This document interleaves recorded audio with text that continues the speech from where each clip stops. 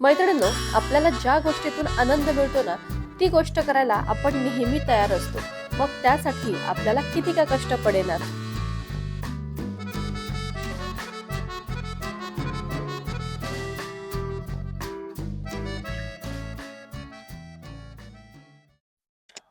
तर फायनली मी संक्रांतीसाठी रेडी आहे. मी तर रेडी झालेली आहे आणि माझ्या दोन्ही मुली सुद्धा रेडी झालेल्या आहेत. त्यांनाही मी तुम्हाला दाखवते. एकदम छान एकसारखा ड्रेस त्यांनी घातलेला आहे.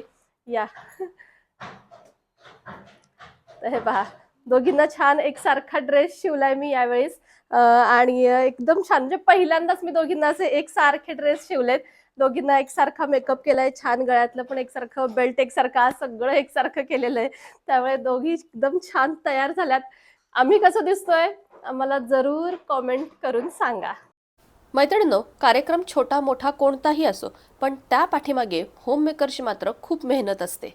आणि या सगळ्या मेहनतीचं फळ तिला तेव्हाच मिळतं जेव्हा तो कार्यक्रम यशस्वी होतो. आज देखील हा सगळा कार्यक्रम उत्तमरित्या पार पडण्यासाठी याच्या पाठीमागची काय कहाणी आहे हेच मी तुमच्याबरोबर शेअर करणार आहे. तर आज आहे संक्रांत आणि आजच्या दिवसाची सुरुवात झाली माझी साफसफाई करण्यापासून. अगदी डीप क्लिनिंग नाही, पण डोळ्याला दिसणारी जी धूळ आहे ती मात्र मी सगळी साफ करून घेतली. रोज घर कितीही स्वच्छ ठेवा, रोजच्या रोज नवीन धूळ येत असते आणि आज तर सण आहे म्हटल्यावर ही बेसिक साफसफाई तर व्हायलाच हवी. दारात आज छान रांगोळी काढणार, त्यामुळे दारासमोरचा वरांडा देखील व्यवस्थित स्वच्छ करून घेतला. सकाळचा माझा अर्धा ते पाऊण तास ही संपूर्ण साफसफाई करण्यामध्ये तर गेलाच. किड्स रूममध्येच माझा देवारा आहे, तर तिथले पडदे खूप खराब झाले होते, तर या सणाच्या निमित्ताने ते पडदे देखील चेंज करून घेतले. हा पडदा लावल्यानंतर माझ्या लक्षात आलं की साईज थोडीशी कमी आलेली आहे, पण मला या पडद्याचा रंग म्हणा, याची डिझाईन म्हणा, एवढी आवडली होती की म्हटलं ठीक आहे, थोडासा खाली गॅप पडतोय बट इट्स ओके. मैत्रिणींनो, खरं तर मी व्लॉग फार कमी करते, पण आज मात्र आपला संक्रांत स्पेशल व्लॉग असणार आहे. कारण मी मागच्या व्हिडिओमध्ये तुम्हाला तसं प्रॉमिसच केलं होतं की मी संक्रांत कशी साजरी करणार आहे, काय काय वाण देणार आहे आणि हळदी कुंकू वगैरे सर्वच या व्लॉगमध्ये असणार आहे. आज संक्रांतीनिमित्त छानपैकी असा ब्लॅक ड्रेस मी घातलेला आहे. खरं तर हा ब्लॅक टॉप आहे ज्याच्यावरती मी खाली लेगिन्स मॅच केलेले आहे. तुमच्यापैकी बऱ्याच जणी मला ड्रेसच्या लिंक्स विचारत असतात, म्हणून या ड्रेस विषयी सुद्धा सांगते.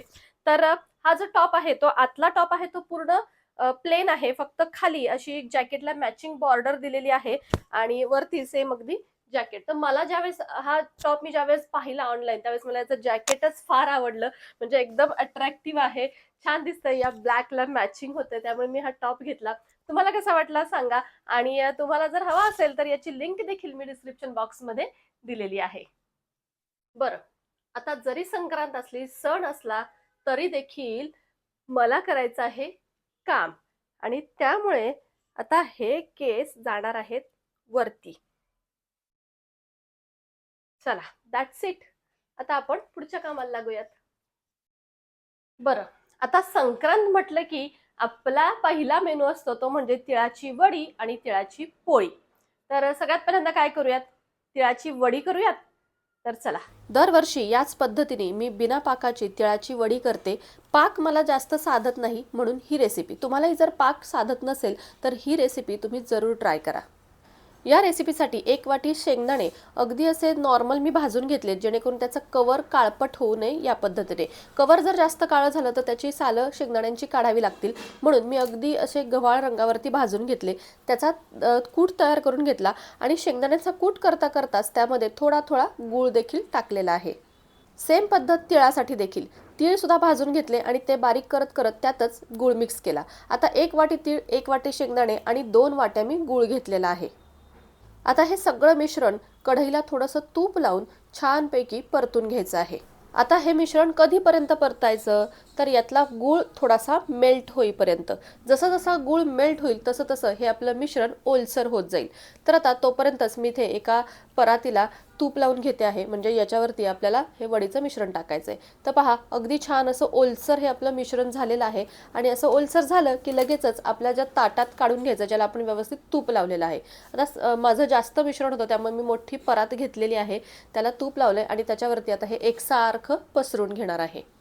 आता एकसारखं पसरलं की लगेचच याच्या वड्या पाडून घ्यायच्या. पहा, आहे की नाही सोपी पद्धत. आता ही अशा पद्धतीने केलेली वडी अजिबात कडक सुद्धा होत नाही. छान आपल्याला पाहिजे तशी मऊसूद ही वडी राहते. आता या अशा वड्या अजिबात बिघडायचा कुठे चान्सच नाही. फक्त एक लक्षात ठेवायचं की हे मिश्रण आपलं छान ओलसर होईपर्यंत परतायचं. तर पहा, वडी मी तुम्हाला काढून दाखवते. अगदी मस्त अशी छान आपली वडी तयार. आमच्याकडे अशा थोड्याशा कडक तिळाच्या पोळ्या आवडतात, त्यामुळे तुम्हाला त्याचा आकार असा थोडासा वाकडा दिसत असेल. या पोळ्यांची अगदी डिटेल रेसिपी दाखवत बसले तर व्हिडिओ आपला खूप मोठा होईल, पण तरी देखील अगदी शॉर्टमध्ये या पोळ्या मी कशा केल्या ते देखील शेअर करते. तर अशा कडक पोळ्या होण्यासाठी कणकेमध्ये तेलाचं मोहन घालून मग मी कणिक मळून घेतली आणि पहा असं थोडंसं सारण देखील करून घेतलंय. आता पोळी लाटताना देखील अशी थोडीशी पातळसर पोळी लाटून घेतलेली आहे. पहा, अगदी संपूर्ण कडेपर्यंत आपलं सारण पोहोचलेलं आहे. आणि आता ही पोळी भाजताना देखील मंद गॅसवर भाजायची, म्हणजे ती छानपैकी कडक होते. आणि भाजल्यानंतर ती थंड करायची आणि मग त्यानंतरच एकावर एक ठेवायची, नाहीतर त्याला पाणी सुटेल. तर अशा पद्धतीने मी 20 पोळ्या तयार केलेल्या आहेत. संध्याकाळी माझ्याकडे हळदी कुंकू देखील आहे आणि दरवर्षीच मी संक्रांतीला हळदी कुंकूला ज्यावेळेस बायका येतात त्यावेळेस त्यांना खायला देण्यासाठी गाजरचा हलवा करत असते. याही वर्षी भरपूर गाजरं आणलेली आहेत आणि गाजरचा हलवा करताना त्यामध्ये मी बीट देखील टाकते. बीट टाकल्यामुळे काय होतं, हलव्याला कलर छान येतो आणि त्याला चवही छान लागते. तर त्यामुळे चला झटपट आपण आता हलवा करून घेऊयात. गाजरं स्वच्छ धुवून घेतली आहेत आणि त्याची साल काढते आहे मी. दरवर्षी ही गाजर किसण्यासाठी माझ्या मदतीला फूड प्रोसेसर असतो, पण यावर्षी तो नाहीये कारण की माझा तो जार आहे ग्रेटिंगचा तोच खराब झालाय. पण तरी देखील मी हाताने यावेळेस गाजर किसत बसणार नाहीये, थोडी वेगळी पद्धत वापरणार आहे. तर या साल काढलेल्या गाजरांचे छोटे छोटे तुकडे करून घेतलेत मी. माझ्याकडे आहे बोरोसिलचा चॉपर, जो तुम्ही माझ्या आधीच्या व्हिडिओमध्ये सुद्धा पाहिला असेल. तर या चॉपरमध्ये हे सगळे तुकडे मी टाकणार आहे आणि पहा, अगदी काही सेकंदातच हे सगळे गाजर चॉप होणार आहेत. बोरोसिलचा इलेक्ट्रिक चॉपर आहे हा. फक्त एका प्रेसमध्येच पहा सगळं गाजर अगदी व्यवस्थित एकसारखं चॉप होतं. तर हे पहा किती बारीक आपलं गाजर सगळं चॉप झालेलं आहे. आता अशाच पद्धतीने ही सगळी गाजरं मी चॉप करून घेतलेली आहेत. 2 किलो गाजरं आणि त्याच्याबरोबर 2 बीट, म्हणजे 1 किलोला 1 बीट असं मी टाकत असते. तर पहा हे दोन्ही अगदी व्यवस्थित एकसारखं चॉप झालेलं आहे. आता इथे एक मोठी कढई घेतली आहे मी, ज्याचा बेस जाड असेल अशीच कढई हवी आहे, म्हणजे आपला हा हलवा लगेच करपणार नाही, कारण आपल्याला आता भरपूर हलवा करायचा आहे. तर सगळं गाजर आणि बीट दोन्ही एकत्र आता मी मिक्स केलेलं आहे. थोडंसं 1-2 मिनिटासाठी परतून घेणार आहे, म्हणजे छान असं खाली बसेल, त्याला थोडंसं पाणी सुटेल. 2 किलो गाजर आणि 2 मोठे बीट होते, तर जवळजवळ हा 2.5 किलोचा हलवा झालेला आहे. आता या 2.5 किलोच्या हलव्यासाठी मला 1 लिटर दूध लागणार आहे. पण हे सगळं दूध एकदम न टाकता मी थोडं थोडं लागेल तसं टाकणार आहे, म्हणजे गाजर किती शिजतायत याचा अंदाज घेऊन टाकणार आहे. आता पहा इथे माझे गाजर शिजत आलेलं आहे, म्हणजे 60% गाजर शिजलेलं आहे. या टायमिंगला मी याच्यामध्ये साखर टाकणार आहे. आता साखर आपल्या चवीप्रमाणे टाकायची. आता या साखरेला पुन्हा पाणी सुटेल आणि या पाण्यावरतीच राहिलेलं गाजर सुद्धा शिजून निघेल. हलवा आता सध्या खूप ओलसर आहे, पण एवढा ओलसर छान नाही लागत. थोडासा सुकून द्यायचा, पाणी यातलं थोडंसं सुकलं ना की मग तो खायला छान लागतो. तर आता मी थोडासा सुकवून घेते आणि मग हलवा आपला रेडी होईल. तर पहा आता मगाशी ओतलेलं दूध, पुन्हा ते साखरेला सुटलेलं पाणी, हे सगळं आटलेलं आहे आणि गाजर सुद्धा व्यवस्थित शिजलंय. मी असं तुम्हाला सेपरेट करून दाखवते. पहा यातून अजिबात पाणी निघत नाही किंवा खाली कढईच्या तळाला देखील पाणी तुम्हाला दिसणार नाही. अगदी पण कोरडा नाही करायचा आणि पूर्ण पाणी पण नाही ठेवायचं, असा व्यवस्थित ठेवायचा. आणि आता त्याच्यावरती मी वेलची पूड टाकलेली आहे. तुम्हाला हवे असतील तर एकदम छानपैकी असे तळून ड्रायफ्रूट देखील तुम्ही इथे ॲड करू शकता. तर पहा हलवा देखील आपला इथे रेडी झालाय. आता संध्याकाळच्या कार्यक्रमापर्यंत हा व्यवस्थित थंड होईल. थंड हलवा छान लागतो. आता यानंतर महत्त्वाची माझी पूजेची तयारी. तर आमच्याकडे विडे घेण्याची पद्धत आहे, त्यामुळे मला इथे व्यवस्थित अशी सुगडी, पुन्हा ते विडे व्यवस्थित मांडावं लागतं. आता प्रत्येकाची ही पूजा करण्याची पद्धत वेगवेगळी असते, म्हणजे आमच्या इथे खूप वेगवेगळ्या ठिकाणहून आलेल्या आम्ही बायका आहे, तर प्रत्येकीच्या गावाप्रमाणे त्यांची पद्धत बदललेली आहे. तर आता मी सातारची, सो आमच्याकडची पद्धत वेगळी आहे.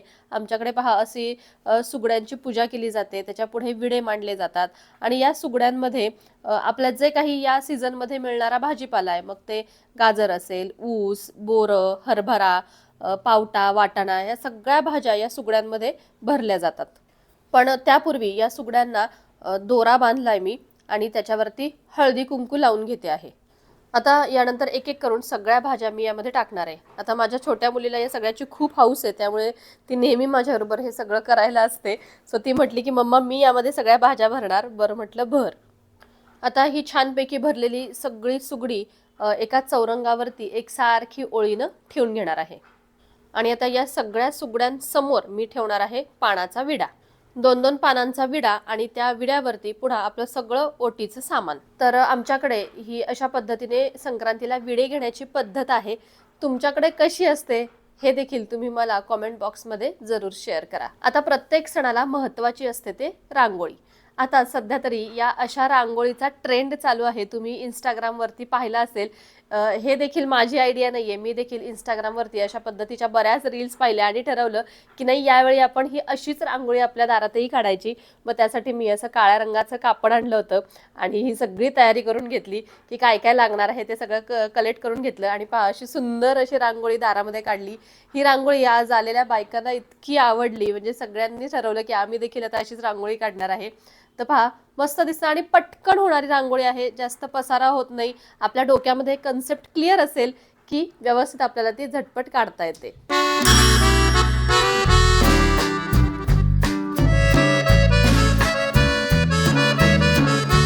संध्याकाळचं टायमिंग दिलं होतं सगळ्या बायकांना हळदी कुंकवाचं. तर त्या येण्याआधी मी माझी इथे सुगड पूजा करून घेतली.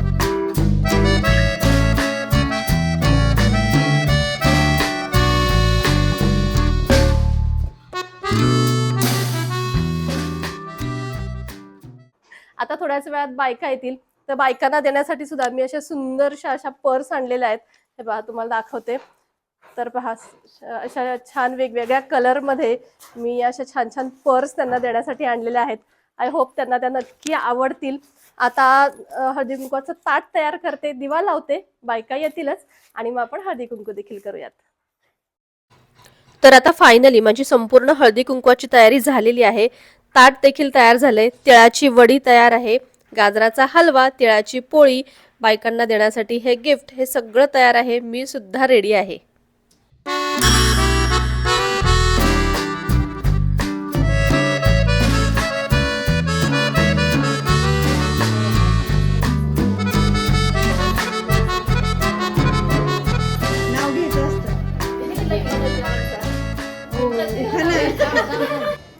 संध्याकाळी बायका आल्यानंतर सगळ्यात पहिल्यांदा 5 जणींकडून विडे ओटीत घेतले आणि त्यानंतर मग आमचा हळदी कुंकू झाला.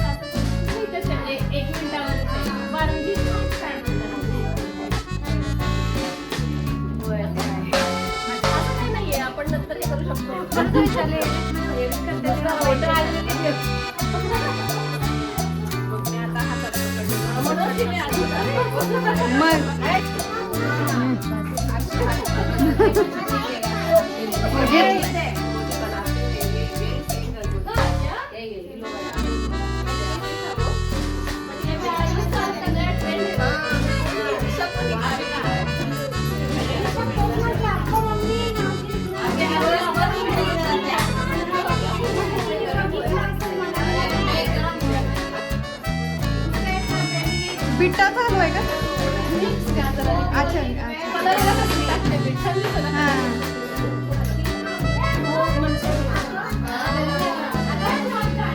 बहुत रुपये